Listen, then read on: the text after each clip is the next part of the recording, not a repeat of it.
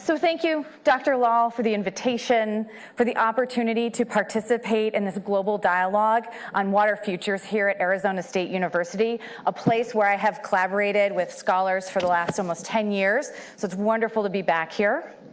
And congratulations to the creation of the new ASU Water Institute. I am thrilled to support this collective effort, and I hope my remarks today inspire debate and discussion.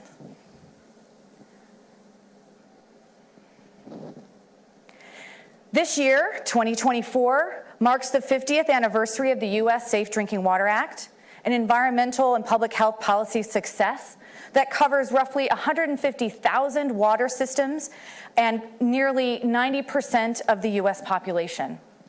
Yet over the past several years, epic water failures have laid bare increasing instances of households experiencing water insecurity, most notably in the global north. Stories of disconnection and system failures have become news headlines. So severe, these failures mobilized citizen groups and inspired unprecedented top-level policy discussions at national agencies to tackle increasing visible water insecurity in the U.S.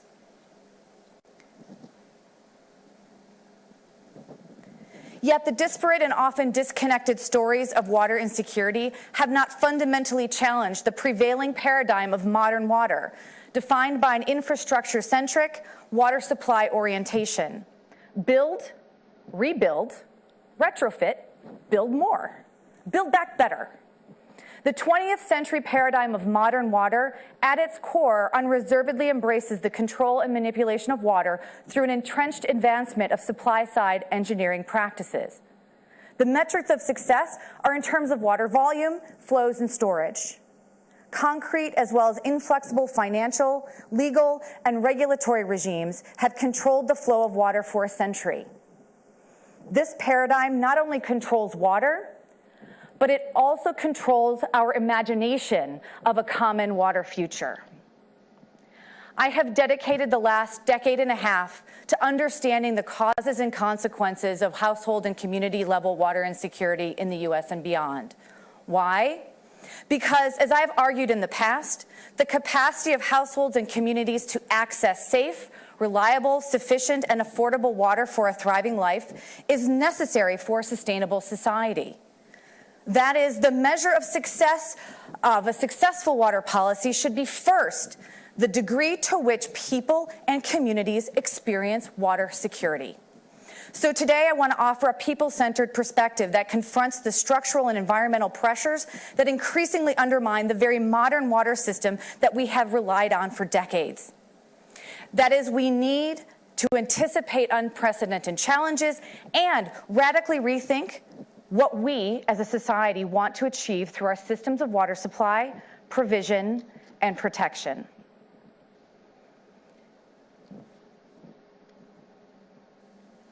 You may be familiar with the term peak water, first described by Peter Glick and his colleagues in 2010. They outlined 3 versions of peak water, all of which describe various points at which the benefits of renewable and non-renewable water supplies and services decline due to degradation and over-abstraction. Building on that notion, I want to introduce a new version of what I call peak water security. For me, peak water security is the point beyond which the maximum number of people who have access to affordable, reliable, and safe water begins to decline. That is, we are in a moment when more people who, in previous decades, may have relied on secure water are now facing unexpected water insecurity. Now, before I discuss the downward pressures that are pushing more people towards insecurity, I must acknowledge that many communities never benefited from water security provided by modern water systems.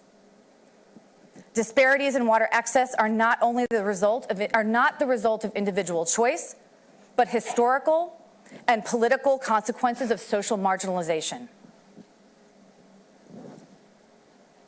Unincorporated communities in the U.S., particularly in the Southwest and Appalachia, are more likely to have substandard access to water due to systemic exclusion from water development, leaving residents without access and only access to unregulated sources that expose them to higher health risks. Low-income families, particularly in precarious urban housing, are at higher risk of water insecurity. In 2017, a little over 1 million people lacked complete plumbing in the U.S., with 47% of the unplumbed located in the 50 largest metropolitan areas. So for the remainder of my brief talks today, I describe how the compounding impacts of infrastructure failure, institutional inertia, and rapid climate change will cause more and more households and communities to experience chronic water insecurity. Is living beyond water security our fate? It depends on what we do now, and it will require revolutionary changes to every aspect of how we protect, supply, and govern drinking water. And speaking of drinking water, I'm going to get my own right now. Let's try this here. You know what this is. So, aging pipelines, reliance on outdated treatment systems, and a declining water workforce cumulatively compromise centralized water systems and place more and more communities at risk of contamination and system failure. 20th century water infrastructure has reached its end of life in many places. Aging service lines need replacing. Water systems are increasingly in disrepair and do not have sufficient resources to address threats of emerging water contamination. At the same time, the water workforce, particularly in the U.S., is also aging out. The median age of water employees is almost 50 years, and almost half of these workers will be eligible for retirement in the next 5. Moreover, as the water system environment evolves, society will need new water specialists that will have skill sets to address the more complex issues in the future. Yet there's no comprehensive strategy to address this vital need. The decline parallels increasing national trends toward water quality violations and increased system mistrust and tap water avoidance. A 2018 study reported water quality violations have increased over the past 25 years or so. Nearly 21 million people in the U.S., which, by the way, is just about the total population of Finland, Norway, and Sweden, relied on community water systems out of compliance, violating health quality standards. This leads to certain patterns of tap water avoidance. Recent studies have estimated approximately 61.4 million Americans do not drink their tap water. And the patterns of avoidance are, not surprisingly, racialized. Black and Hispanic households are more likely to drink bottled water and sugar-sweetened beverages. Now, recently, the bipartisan infrastructure bill tried to address chronic gaps in service with an impressive array of investments totaling $50 billion. The investment is important, and I agree, the scale of investment is historic. But I'm also skeptical of this investment if it's sufficient enough to flatten that curve. And as I'll outline today, institutional inertia, the crisis of affordability, and plus climate change are more substantive and more damaging to water systems than what is addressed by this bill. There's an inflexibility and resistance to change within the water sector. Bureaucratic structures are sticky. Regulatory frameworks have become entrenched over time, making it difficult to engage or even fathom new ideas outside the entrenched and established norms and practices. The sunk costs in existing infrastructure lock in practices and ways of managing water. And this is particularly acute for local governments, and in this case, water utilities, where we have very little capacity, human or otherwise, for change. And overall, community water systems operate within narrow logics of existing regulatory regimes, pricing, and corporatized managed frameworks. So to compound then this inertia, water affordability has reached a high level of concern with no institutional response to address it. For larger systems, new investments in high-cost water sources like desalination or pipelines increases water rates. For smaller systems, they must set rates higher to compensate for not having the advantage of the economy of scale. And these higher prices are passed along to households, leaving many with the painful choice of paying for food or water. Even in California, which has an explicit policy orientation to support the human right to water, it cannot establish statutory minimum service levels or permanent shutoff bans. In fact, a recent study by the California Water Board reported that households in California carry a $1 billion water debt. Climate change-induced infrastructure losses associated with both chronic events like drought and acute events like floods further undermine the very foundation of centralized water provision. Wildfires destroy subsurface pipes.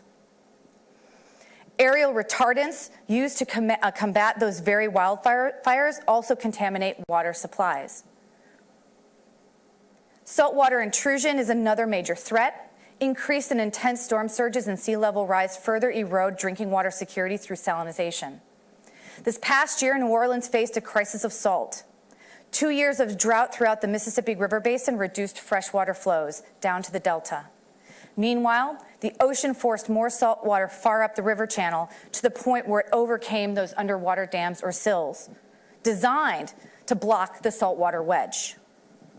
The result was saltier water at drinking water intakes. This in turn threatened the ability of utilities to manage water quality.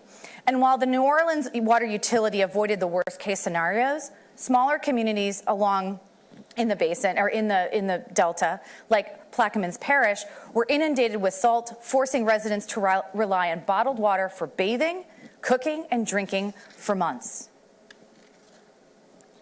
So how do we live in this world beyond water security? I think we're all here to debate and discuss this question, and I'll start with some first principles. We must take a people-first approach. I'm uncompromising in my belief that any water future we can no longer operate under the regime of techno-solutions or trade-offs between water security for people and other demands. I reject the false equivalency between water as an economic good and a social good, first articulated in Dublin in 1992. Rather, in a new water paradigm, we need to reformulate the value proposition to support water flows, water quality, and water services that contribute first to well-being. Policy and programs must start with and are measured by how they enhance water security for communities and people. This is not a supply-side approach. This is a people-first approach. This is an outcome-based approach. For 90% of the U.S. population connected to community water systems, there are some starting points to guide our new thinking. Let's reverse engineer our priorities, starting at the household. So, for example, we need new institutional guidelines to create and enforce minimum service levels, permanent shutoffs, and straightforward, easy-to-access water affordability policies to protect those receiving water services. We should ban water debt. In addition, we need to establish programs to address plumbing poverty to improve on-premise water delivery systems.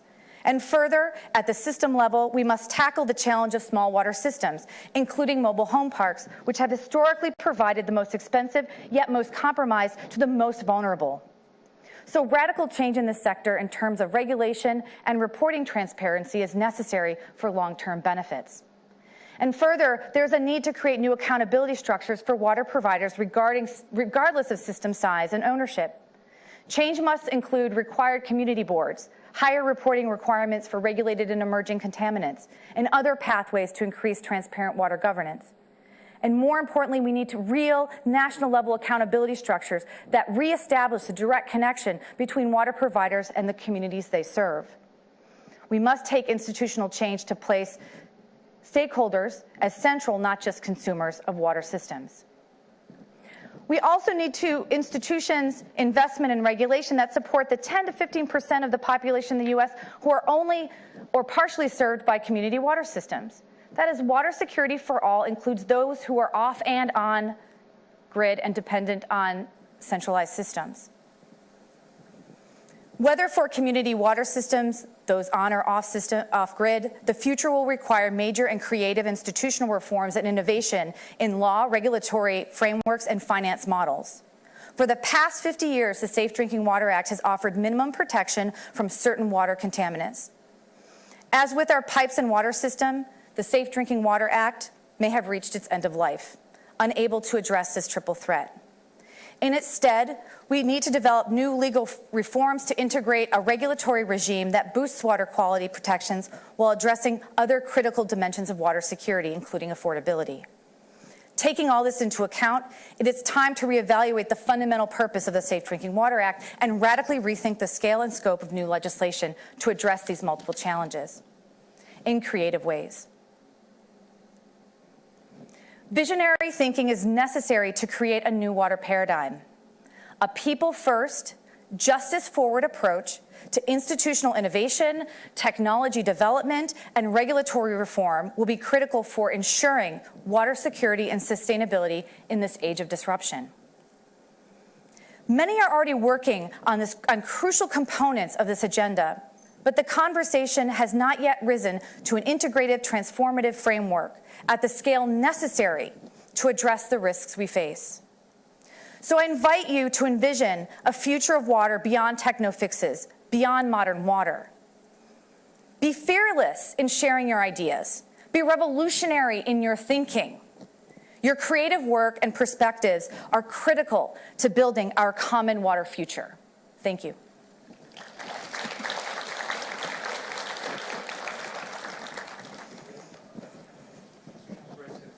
Oh, Q&A. So there are questions, but I can combine them into one question. Go for it.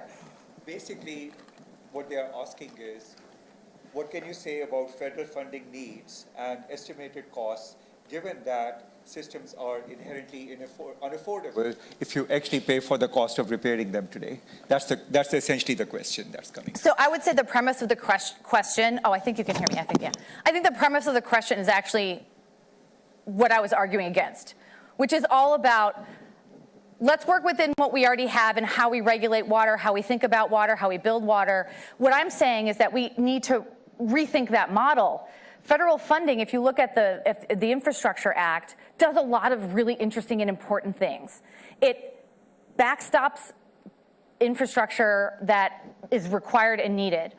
But my point is we need to rethink not just the stuff we build, but the rules and the institutions that govern the things that we build. And so I would want to think about what are the innovations from an institutional perspective that we can come up with, and from that, you can develop more of a harder infrastructure approach. So I would even say the question is just premised on the old model that I was arguing is broken. Other question, but I'll throw something out. I think that you're right on target, so thanks very much for actually elaborating on this particular setup. You also were the editor for a water security issue on adaptive decentralized infrastructure jointly with AMBER. Could you talk a little bit more about what the thinking is there? Because in the analyses I've done, and several of the papers you mentioned were the ones our group wrote. Exactly, yep. We converged to the idea that the decentralized systems could dramatically reduce costs and improve the efficiency of the water quality that's delivered to people. So that would be a possible solution. But user acceptance is a big challenge in that. And many times when I've brought that kind of story up as to, we'll integrate rainwater harvesting, we'll integrate wastewater reuse, and we'll have sensors that assure you have quality and point of use treatment. The social science community and the public health community have pushed back hard. So maybe you could talk a bit as to why is it that that's not acceptable, because you're pushing it from the social side, and I would love to hear how we can make it happen. That's great. So modular, adaptive, decentralized water, MAD water. That is what he was talking about.